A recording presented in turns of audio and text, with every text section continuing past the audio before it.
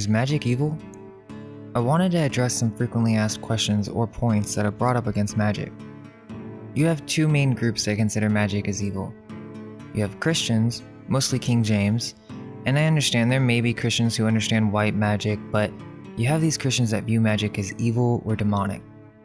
Then you have this new category of people that is more broad. It's not a group, but a variety of different people who are aware of the cabal and global elite, and they look at them and see that they practice similar philosophies, so the conclusion is that, oh, well, magic must be evil and wrong because the cabal have these same practices. These are the main people who have this perspective that magic is something evil instead of some natural process. The rest of the audience is likely composed of people who have either had a magical experience, someone who's just learning about spirituality and the occult, or someone who doesn't really know about magic. And you might have the atheist that denies that magic even exists. But this video is more focused towards the first two groups. So what's magic? Magic is the science and art of causing change to occur in conformity with the will. Technically, any goal that you set and then do is a manifestation of your will, hence magic. But the wider picture is that magic is a phenomenon more directed to manifestation done through mind alone, meaning causing change in the physical world through thought. Now this isn't normal everyday habitual thought, but as was said, a science and art of thinking. Another aspect to magic is states of consciousness. The atheist doesn't believe in magic because he's stuck in a very physical state of consciousness. We all experience different states of consciousness on a day-to-day basis, such as dreams and sleeping, but there are different practices that have been developed for over thousands of years. An esoteric system was developed in which through ritual, changes in the real world could be manifested through mind power or will alone. It's important to note that magic only works in a God-based universe. The idea is that there's only two cosmologies, that of something, spirit, and that of nothing, materialism. The modern-day cosmology is that of materialism, which is the belief in cage of the modern-day atheist. In order to practice magic, we have to understand the concept of a hierarchy of spiritual planes, with the top plane being the Godhead or Source. Check out the Astral Plane Explained series if you want more info on these other planes of existence. Now again, there's this idea that because the King James Bible is against magic, or the simple fact that the Cabal themselves use this knowledge, that magic is totally evil and should not be practiced. There's a lot of moving parts to consider, so let's get started. The first point to make is that Christianity is based and was birthed out of what we now call the pagan tradition. Check out the Christian Origin series for more information on this history. Magic is not new and is the most ancient art form that we have, the science and art of manifesting through will. The first major point to make is to inform on the history of the ancient mystery schools.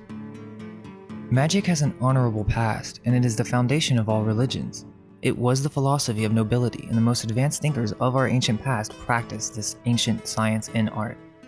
It's difficult to summarize, but let's do a quick overview of how the tradition of magic came to be. Now remember, we are in the cosmology of something, or spiritual planes, so this isn't the history that we're taught in school, such as floating rocks in space and evolution. In the cosmology of spiritual planes, we have slowly de-evolved from our original God state into the current physical state we are currently experiencing. The reflection and the creation of base attributes of being, the zodiac, the planetary sephiroths that are the archetypal forces of our universe, slowly started to mix and flow. You could say their energies trickled down to the lower planes and created the vast variety of different thoughts and ideas. These thoughts then formed into concrete identities. As these identities begin to take life of their own, we begin to see the creation of concrete forms. Fluidity begins to halt as spiritual forces stop shape-shifting in an everlasting cyclic process and begin to create concrete forms with boundaries. This is the moment where you can start separating subject from object. This is the creation of the astral realm. For many aeons, we were beings on this astral realm, and you could say we were very primitive and pagan in our magical ways. There was evil, and there was good, but a philosophical system of spirituality had not been developed yet. This was still a very chaotic period in our magical history. Then came the creation of the material universe. Now this is a controversial subject, as the Gnostics do say that we were trapped in the material realm and all this other stuff, but to quickly comment on that, I think Gnosticism and nihilism got mixed up along the way and created this very negative spiritual outlook on magic. These archons or beings are actually within us. They cannot trap us. They are our chakras. They are the planetary archetypal forces that first began inside of you. They are simply different attributes of yourself, or of your God self. I suspect that Gnosticism came after the Church of Iesa, so that's the next big point to make. Many of us are aware of Atlantis. Atlantis was a civilization that was semi-physical, semi-astral. You might as well say that they were on the astral plane because they were a nation of magicians with magical technology. After the destruction of Atlantis came the Church of Iesa, where we begin to see the beginning of pagan philosophies from Atlantis be turned into the first world religion. Now, Atlantis wasn't necessarily pagan, but their system of astrotheology and magic did not yet have philosophical virtues. That's what brought down Atlantis. It's that there were many evil magicians who had taken advantage of the Golden Age. Not everybody who used magic was evil, but the power became unbalanced, and so the next cycle began. Quick note, it seems every time there's a fluctuation of spiritual consciousness or awareness, it's as if this is followed by some event to restart the system, as if this causes some type of collective overload.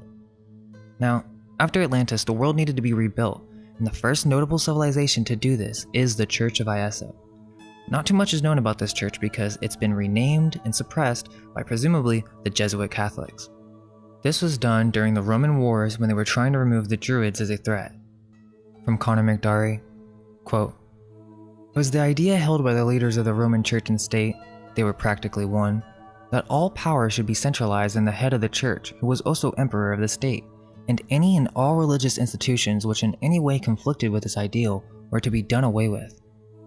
For this reason, the mystery cults were suppressed and initiation into the ancient or esoteric mysteries were forbidden, so that no religious establishment, worship, or practice would exist which would draw and hold men to it other than the Roman State Church. And besides, as the study and preparation necessary for those who were selected for initiation into the higher mysteries was such as to develop a highly philosophic and spiritual state of mind. Such study and preparation did not comport with the object which the church rulers had in view. Such minds would not yield adherence to a mere political and idolatrous church whose doctrines were, in the main, intended for the uninstructed multitude. Such minds could not be dominated by a political or mercenary priesthood. They were enlightened men and they stood in the way of the church project. Therefore, the institutions which produced such men were to be suppressed." Quote, "The Great Pyramid and the group of which it is premier, together with the temples of the Nile Valley, are the most convincing witnesses and testimonials, offering no chance for contradiction or uncertainty as to the accomplishments and genius of the Irish, or, as it is called in history, the Aryan race." Quote, "In their great missionary pilgrimage, they circled the globe in order to give religion and knowledge of God to the different races of mankind. They also established priesthoods and gave alphabets to the races who were unenlightened in such matters up to this time." Let's just stop there for a second. We're about to connect that with Tartaria and the Church of Iesa and how they traveled across the world and established this first global civilization after the flood. Let's continue. Quote, "Ireland is the country in which the arts and sciences were first discovered and developed. To this country, the Greeks applied the term ogia, a term which was never given but to the very ancient, and it is from the Irish Aryans that the Greek traced their descent, from Donnelly's Atlantis, page 458. Quote, "It is to the Irish Magi we owe the discovery of fire and the common grains, which they developed from the grasses. They were the first people to practice agriculture. They invented the common tools of workmanship, which have come down to us practically unchanged from those ancient times." There were other civilizations that were creating contributions after the flood. It wasn't just the Church of Iesa. However, they're the first ones to notice because they're responsible for re-educating the entire world after the flood in what we now call the Bible. This may be shocking to some, but hang in there as I try to unveil this information. So what or who was the Church of Iesa? It's what we call the ancient Celts, Druids, or the ancient Aryans of the past. It gets confusing because this group has been mixed with many different cultures, such as the early Phoenicians, the Greeks, the early Romans, and the early Hebrews. They erased them by dividing them up into different cultures and names, but they could only change it so much. There's still evidence of this Celtic connection etymologically. Now, historians will tell you that this group came from the east, from Mongolia, but this is to cover the history of Atlantis. There was a migration from west to east after the flood. One of the clues are the many maps that show the vast amount of architecture and cities all over the area that we now call Tartaria. In Tartaria Explained Part 1, we talked about how Tartar is Gaelic and it means thief, but it also means confusion. Maybe they were given that name on purpose? And this is the best part. In this old Gaelic etymological book, it says the word Tartar is often accounted for by the story of an Irish soldier who in some eastern battle called out that he had caught a Tartar. Eastern battle? Could this be the massive architectures and civilizations that we see in the east in these old maps? After Atlantis, a group of survivors landed in Ireland. At this time, the Black Fomorians were inhabiting Ireland. I have more info on this on the Secret Black History videos. There was a big war, and this is repeated in the legends of the Tuatha Dé Danann and others. But over time, this civilization, the ones that we hear in fairy tales and whatnot, is actually not that long ago. Maybe 500 to 600 years ago? It's hard to tackle that all at once, but I can explain that as we go along. Now this group, as soon as they succeeded, colonized Ireland, Britain, and Spain, and began to move to the east. In the past, these lands were all owned by the ancient Druids, and at one point, these land masses used to actually be merged together, but that's another story.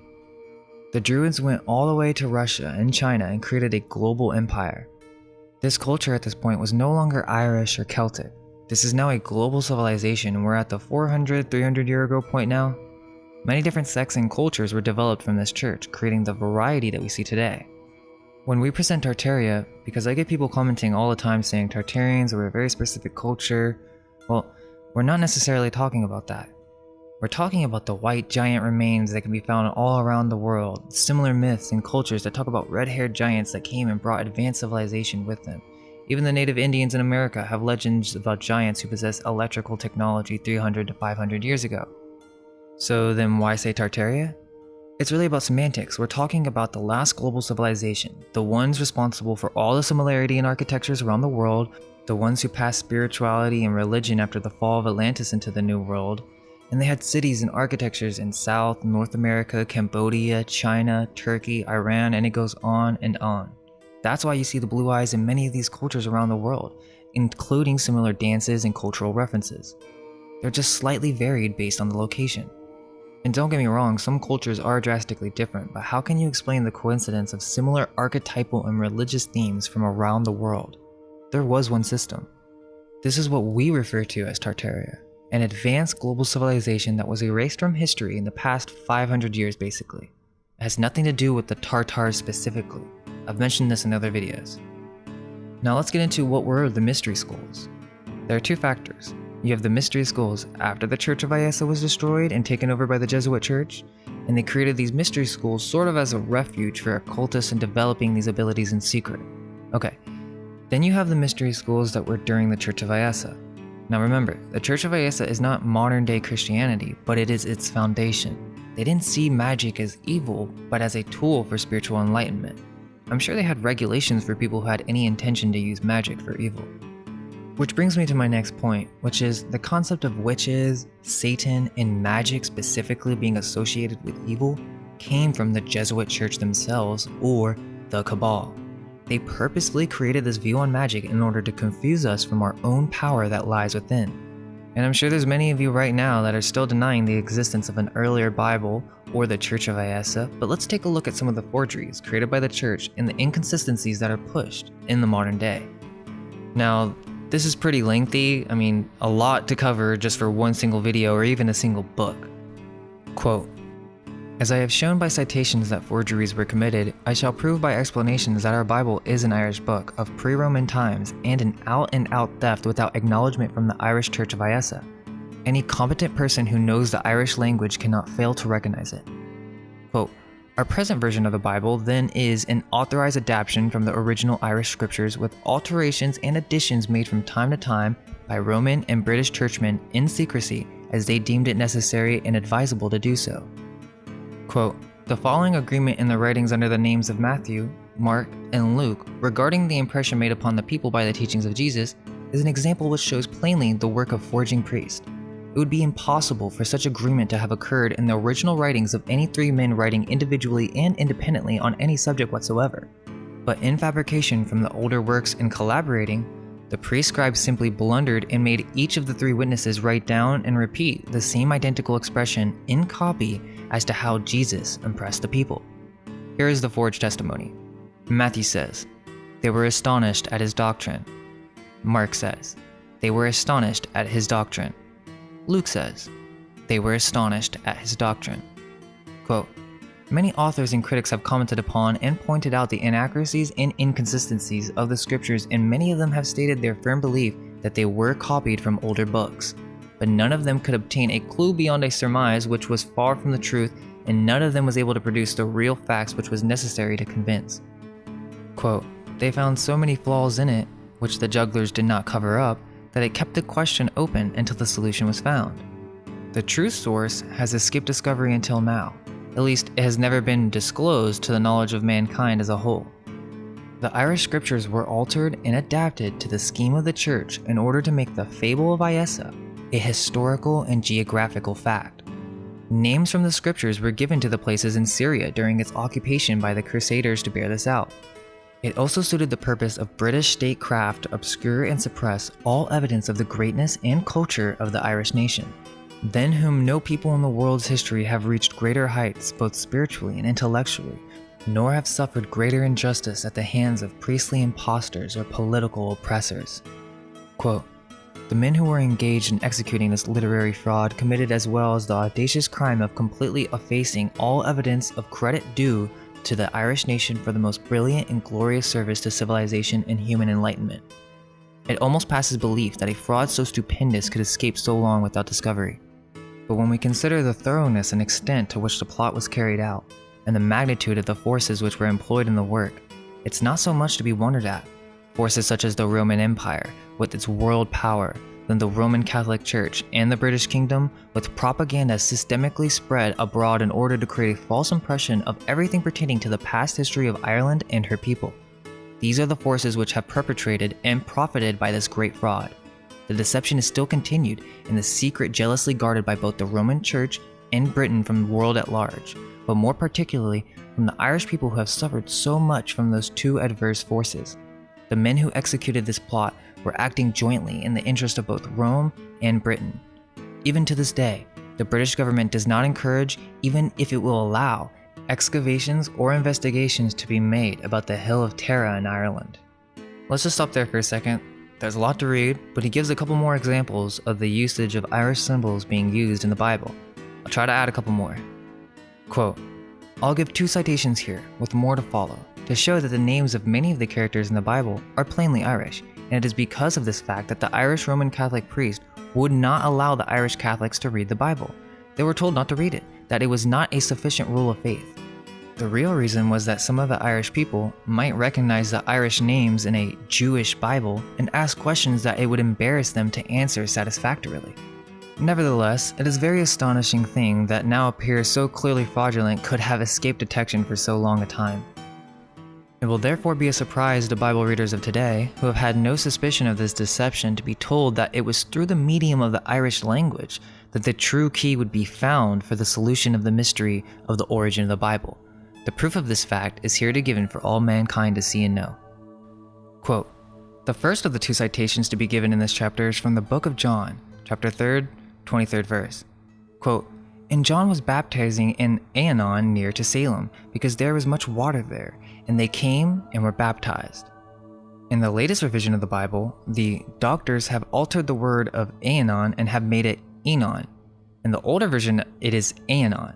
This is a compound of 2 Irish words. Ain, meaning a circle of the sun, a year, and on, also a name of the sun. The complete word itself means the sun. The word on also signifies cause, reason, swiftness, fierceness, eagerness, excellent, noble, good, and also wolf dog. These are qualities and attributes associated with and applied to the solar sun. And to the sun god by the Aryan or Irish priest of Iesa, their theology was based on the idea that the supreme deity never had nor has a name. He is only known by attributes as the good or God, holy most high, etc., and as the solar sun in the center of light. And his great representative, or sun, in our system, the sun god, is named after the qualities and attributes of some idea such as the horseman, or charioteer, the strong one, or Samson, or the fierce one, Homs, the heavenly wolf, who is eager, swift, and fierce. The Irish, during their sojourn in Egypt, gave the name of On to one of their cities in the Nile, the city of On, the city of the sun, was afterwards called Heliopolis by the Greeks and Romans, or actually the Phoenicians. Salem is a Hebrew word, but the basis of it is in the Irish word solas, light, as Hebrew is a jargon of the Irish. It follows more or less closely the root it is taken from, as will be seen, so Salem means the city of God or light. Let's continue. Quote, "The meaning of this myth is that John, Ain, the sun, was baptizing in Aenon, the city of the sun, near to Salem, the city of God, in the realm of light, the celestial kingdom. Where else could such a being as the pure and perfected man be said to dwell? In this myth, John, Ain, Aeon, or Ein, three forms of the word and all pronounced Ein, represents the redeemed and glorified man at the highest stage of spiritual attainment, next to the messianic state, so that in his succeeding life or incarnation here again on earth, he will be the Messiah. In the Irish mythic narrative of the Bible, we see that after John, the prophet and the holy man, comes the perfected man God, the Messiah, Iesa, Jesus." Quote, "This is an example of the esoteric truth and wisdom which lies hidden beneath the veil of the scriptural allegory as formulated by those inspired Irish adepts, and though they have been denied the credit of authorship through a thieves' compact of silence, their wisdom and their works still exist in both the Bible and the Great Pyramid of Iesa." Like I said, there's definitely more to go over, but this is a pretty big claim to cover in a single video. There's a lot to look at. But most of the confusion lies in that when the Jesuits took over the church, they added 1,000 years to our history, renamed many ancient historians, forged manuscripts, and changed the dating of everything to give this illusion that Rome was in power for 1,000 years longer than it really was. So the major point to take from this is that in the last 1,000 years, there was a major global civilization that made architectures around the world, and they didn't fall till about 200 to 300 years ago, maybe even more recent. A second cataclysm happened, not the flood, but something that caused this civilization to be destroyed. Then, the Jesuit Catholic Church came in, took this knowledge, rewrote history, converted the system to their own system, and left out any ability for someone to gain this power through their own accord. They must reach God through the church. It wasn't like this in the Church of Iesa. Okay, so now we move on to King James. So supposedly he had a vision or whatever and was destined to create this English translation. This is still the same Jesuit system, but converted into a more Shakespearean presentation. Now there are multiple things to address. The first is the extreme likelihood, if not fact, that Francis Bacon was the main editor of the King James Bible. Notice how I didn't say create the Bible. I got a lot of comments on the Christian Origins series saying, oh, the Bible's far older than King James or Francis Bacon. Obviously, I'm stating that not only was he the main editor for the Bible, but was also Shakespeare. Francis was also the writer of the New Atlantis, where he imagined a technocratic, scientifically run society. He was an occultist that hid secret Rosicrucian symbols within the Bible. The goal was to establish the church as a method for collecting all the esoterically inclined individuals, or those with connection to spirit, and put them in a mind trap in which they prayed to an unknown God and could only reach that metaphysical power through the church. They took the philosophy and virtues of ancient knowledge and integrated it into a powerful ritual of spiritual tyranny. Now let's slow down there. That doesn't mean there isn't truth in the Bible, and that also doesn't mean that Jesus or a Jesus-type figure didn't exist, okay? So let's bring up the Church of Iesa again. Remember, this was the original church. These old Tartarian churches from around the world are from these people. They were not originally designed to be praying centers where demons would suck your spiritual energy, but they were originally designed as sacred geometrical healing centers that would charge the aether body of man. There's also this idea that they used these churches as spiritual transport systems in which they could rematerialize their bodies in different locations. I've talked about how this society didn't eat meat and or food at all, since all these cities do not have proper sewer systems in their founding. The reason is because this civilization was on a different wave of spiritual consciousness and technology. Over time, other nations formed independent of this church and began plotting its demise. We see this come out of Rome with the Jesuits after they take over the world through some unfortunate circumstances, whether it be cataclysm, or the sun disappearing, or even some type of plasma apocalypse. You have the early Tartarian Age and the fall of Tartaria. The fall of the Tartarian Age is within the last 600 to 300 years, where there were many changes that took place. In the 1700s, California was an island on many maps. There's no possible way that this could be just an error if the history they tell us is true. There's also countless problems for the founding of many cities that many channels have covered the inconsistencies and pointed out that there's many things that don't really make sense. At some point, there was a steampunk type age in Europe and America, where aether-free energy technology was being used. This is not necessarily the technology of Tartaria, but after these empty cities of Tartaria were being filled, they began finding ancient advanced technology from the Church of Iesa. They found them in the churches, train stations, and are now called government buildings. These were re-engineered to develop many of the technologies that we use today. There were still leftover nations of Tartaria in this age, and it wasn't until 1812 that they had been fully conquered. Now, early Tartaria is within the last 1,000 years. This is at its prime. We hear about this in many of the myths around the world, where teachers came and taught the arts and sciences and fundamentals of civilization. They established their spiritual priesthood around the world. And look, I'm not really one of those zeitgeist guys, that brings up astrotheology and just says, Jesus never existed. I think he could have possibly been a druid. But this is ultimately the story of a spiritual helper who existed during this time of cataclysm to come and help others who were unaware of their spiritual power from within. Fomenko, which if you haven't heard of his work, suggests a completely different chronology than our modern timeline. He suggests that the dates for the Old Testament are actually of a much more recent time, and it is the New Testament that is actually of a more ancient origin. Maybe it's possible that Francis Bacon and other Jesuit occultists of the New World decided to create the Bible in such a cryptic and spiritually influencing spell that would ban humans from using magic or pursuing spiritual enlightenment for themselves. Maybe they thought that this was the best way to protect humanity from another cataclysm. As I mentioned with Francis Bacon's book, The New Atlantis, they wanted to create a scientifically run society or tyranny that will be the New Atlantis. It won't fall and fail like the last one. Was that the goal? Well, how would they accomplish that? Well, they would just completely remove magic from the picture. Yeah, but we can't just take it away. It's not something physical. It's a natural right and process of reality. You have to relabel it and give another solution. The solution was, all you have to do is believe in Jesus and you will be spiritually saved. Don't go through the work and training of mind that is required to go through such an ancient, sacred tradition of understanding and knowing God. All you need is this physical book and Jesus, and you will have everything you need. For many, that's true. And there's no intention to take that away from you. However, if we look at the tyranny of the church and the removal of knowledge of the past age of the church, we see a deliberate attempt to remove ancient knowledge from passing on into this next age. The ancient knowledge is the perception of the world, it's the cosmology of the past. They needed to remove this concept that God is actually within man. This is the foundation for how the original church had practiced their philosophy, and it was not seen as blasphemous at all. Many advanced intellectual minds were created from this ancient philosophy of spiritual planes, and faculties resulted from their practice. Modern examples of magic include Satanism, which has nothing to do with the ancient tradition. They just have radicalized a compressed and oversimplified version of magic for evil and sometimes simply for cultural influence. New Ageism is the wokeness in spirituality. Things like the secret law of attraction or these cringy occult stores that are trying to sell spirituality to you.